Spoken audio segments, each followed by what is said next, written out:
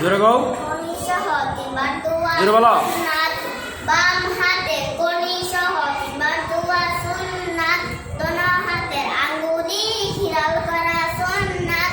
সমস্ত মাথা একবার মাসে করা সুন্নাত। কান মাসে করা সুন্নাত। গর্দান মাসে করা মুস্তাহাব। ডান পায়ে টাকু সহ তিনবার দোয়া সুন্নাত। বাম পায়ে টাকু সহ তিনবার দোয়া সুন্নাত।